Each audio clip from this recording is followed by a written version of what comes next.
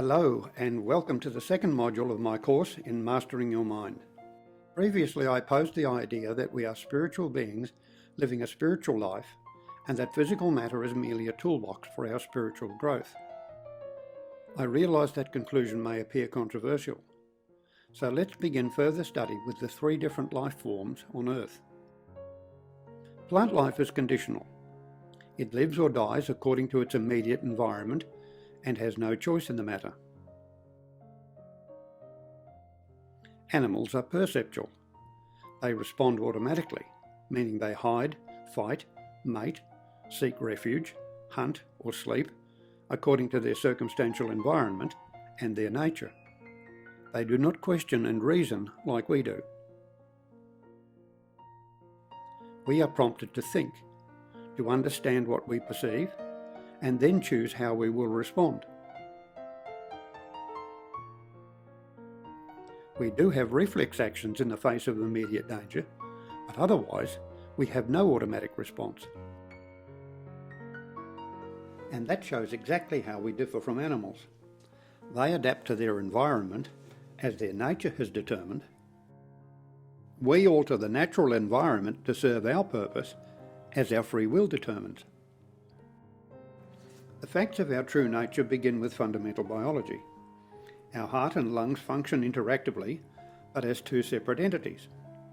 Both work cooperatively to uphold our lives from start to finish without pause. Neither one can interfere with the other.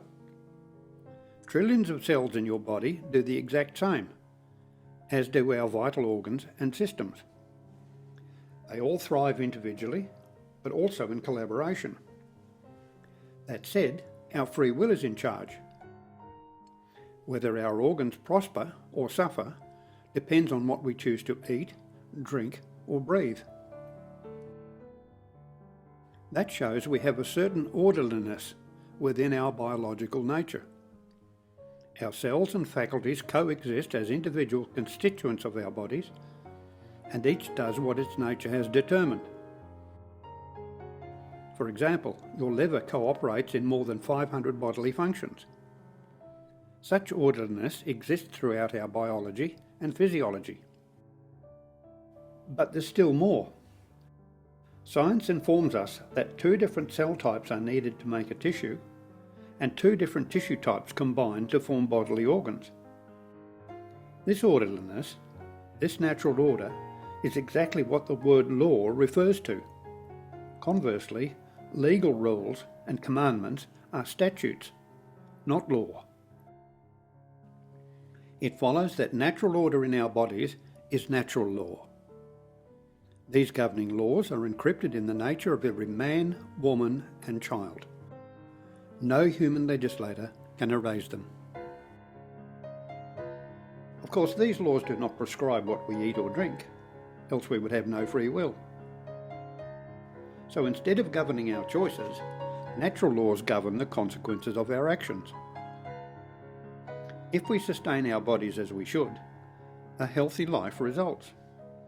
If we choose poisons or abuse our bodies, we suffer or die. Nothing in our biology questions our motives, goals, or ambitions. All nature asks is that we do what it takes to maintain bodily health. The lesson from our Creator is very clear. Our cells and organs must prosper individually in order to sustain our whole body collectively. The same applies to society, surely. We must prosper individually so that society functions collectively. But let's not jump the gun too soon. Shouldn't our bodily laws also apply to our mental faculties? Well, of course. But so long as science believes that our subconscious mind is out of reach, we've no chance of understanding how it works. So let's explore the human mind. Let's join the dots. First, our mind senses light, sound, and tactile stimuli. It also senses its own body parts, like joints, muscles, skin, and internal organs.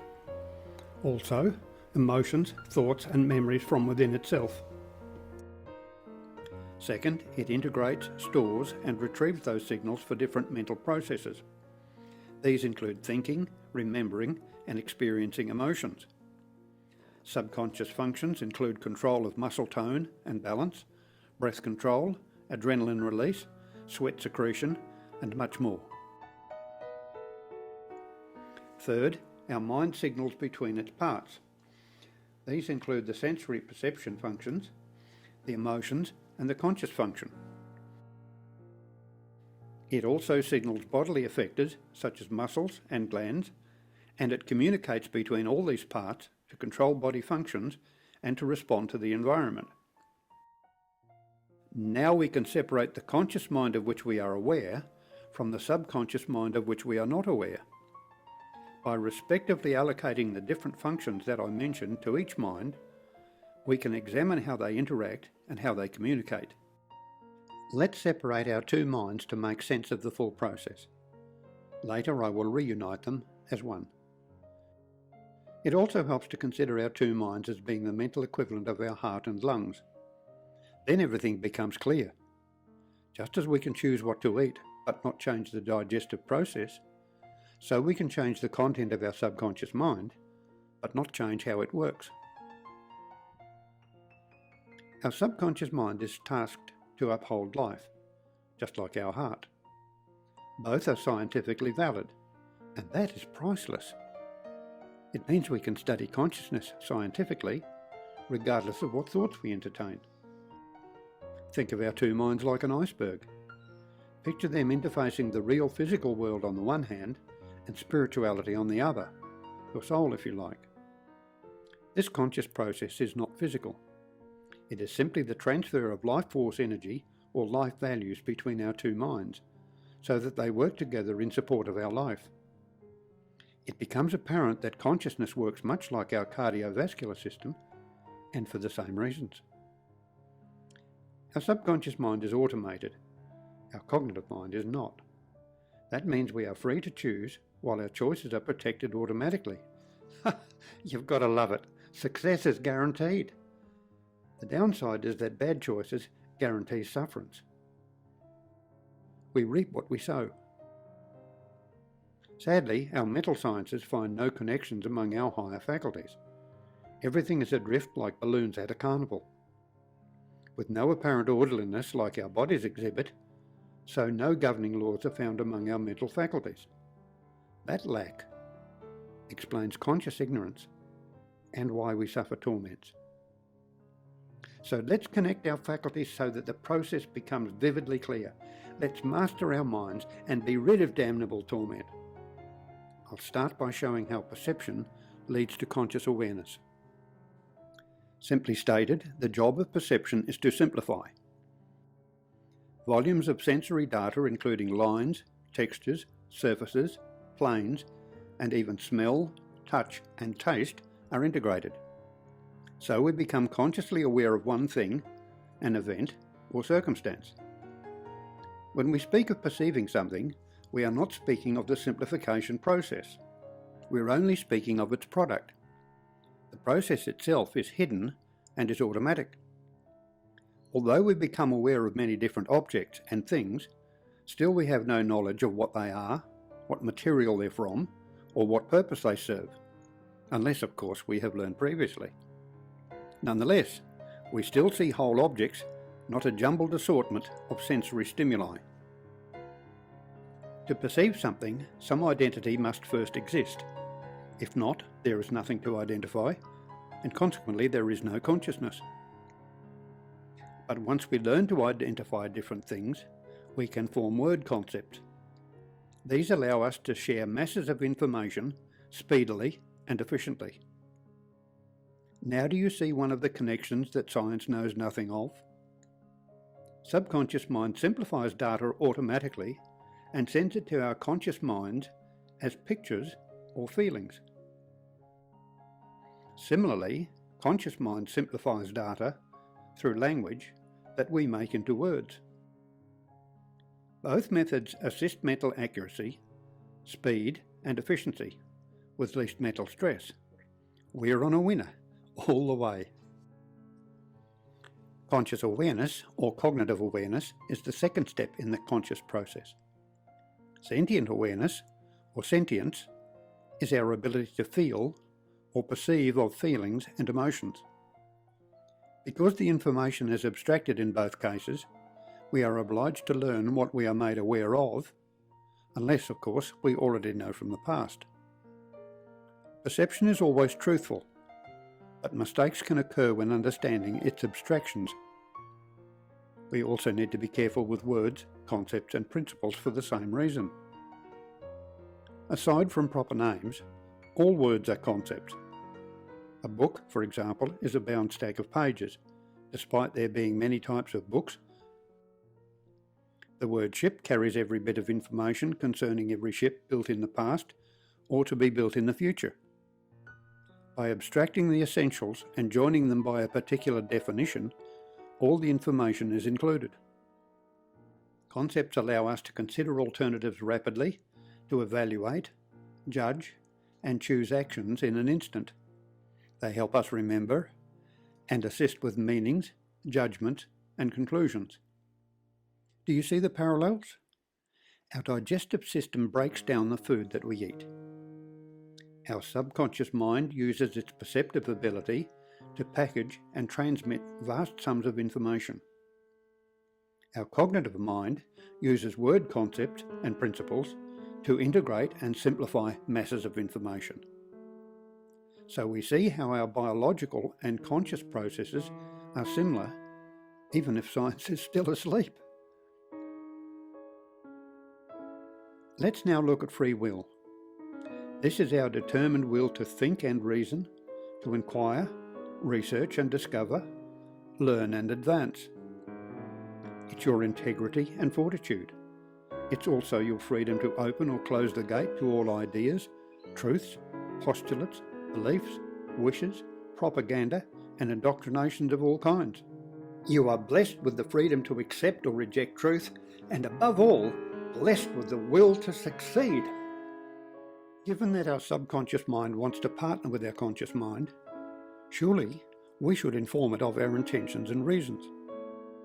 Infant children teach us how that happens, yet they have no science, no math ability, and no words. However, because they can touch, hear, taste, smell, and see, we learn that visual imagery is how we communicate with our subconscious mind. Here is how it works. An infant sees a place beyond reach and his or her conscious mind becomes curious. He or she stares longingly at that place, which informs the subconscious mind of a strong desire to explore and investigate. So it learns that the infant wants to visit that place so as to advance in life.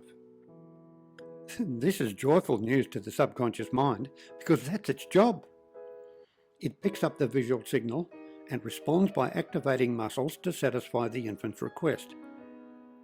It takes account of the envisaged value or benefit, what muscles are affected, what body adjustments are necessary and need monitoring, and what constitutes success or failure. Despite this may take several attempts, free will pleads with the subconscious mind to continue. Of course, the infant knows nothing about what is happening.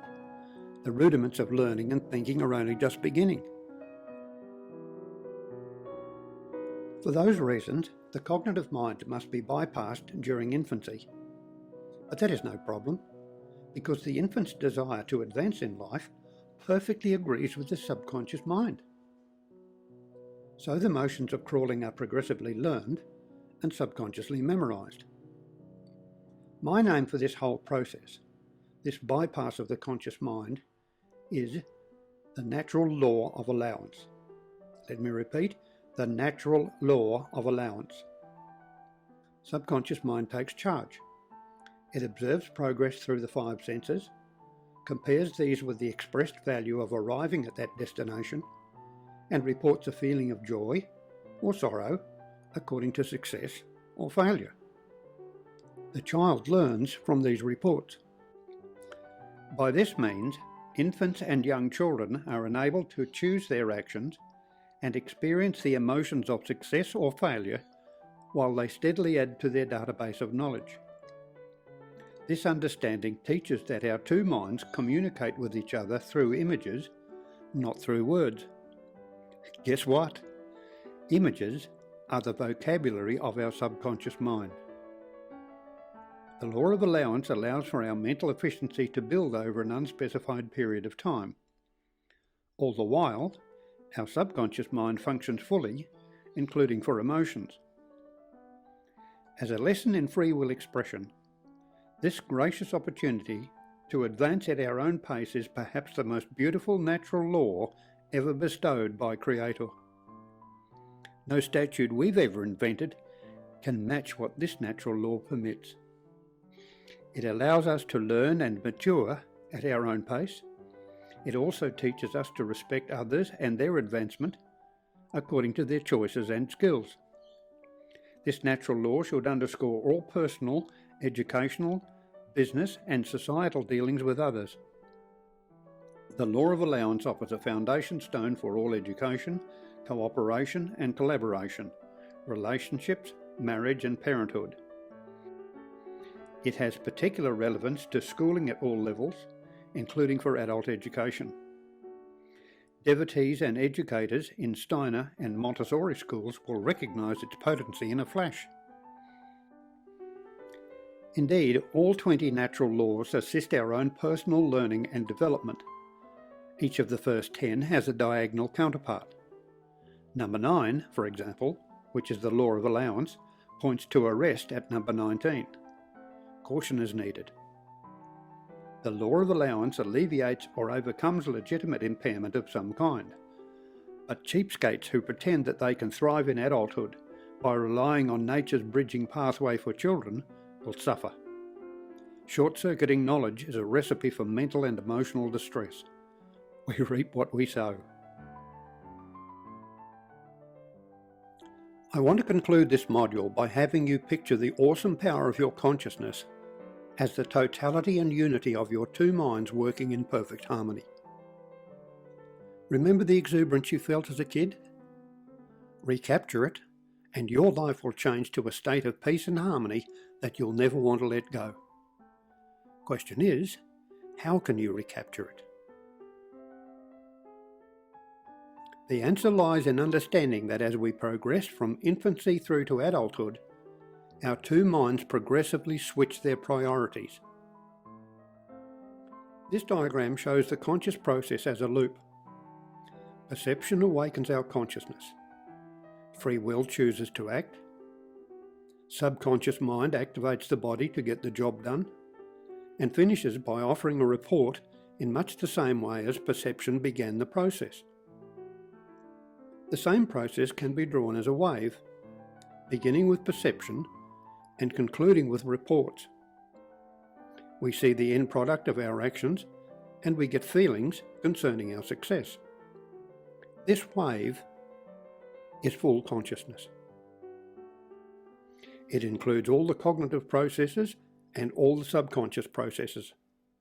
But don't panic, I will discuss all of these in detail later.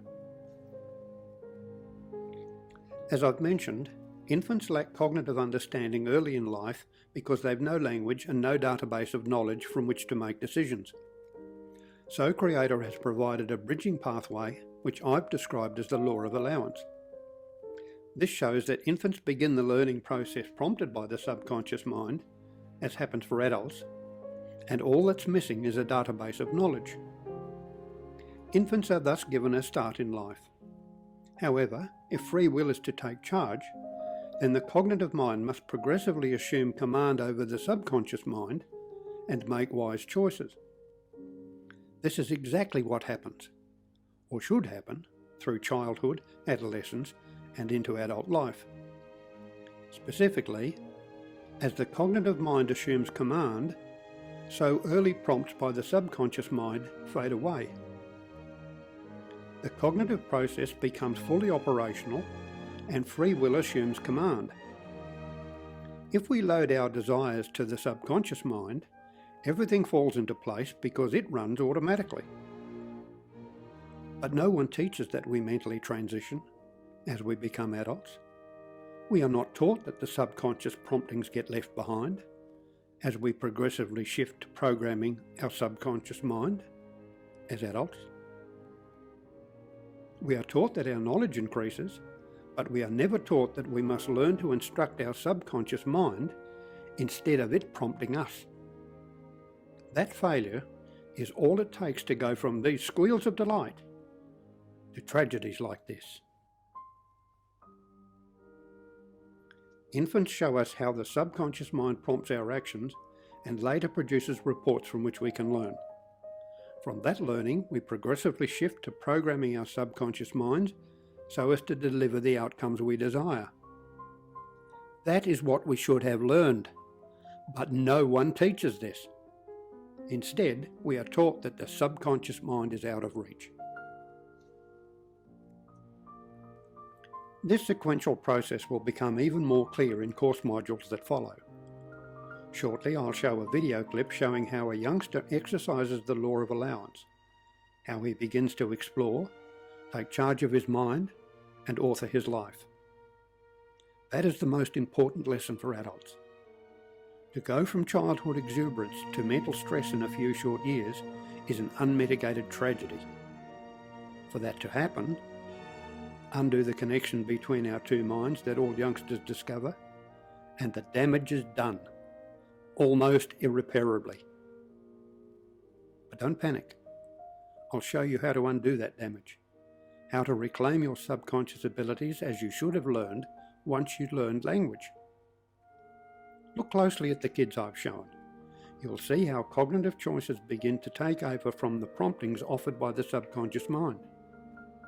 You'll see exactly how the law of allowance transitions to free will and to mastering your mind. Please grasp hold of this transition as I develop it further. Feel the freedom of your two minds as one unified power, and you'll grasp what mastering your mind really means. You'll sense a freedom within you like you've never known before. Watch closely as this youngster begins to transform from the law of allowance to taking charge of his life. It is the most precious lesson of all.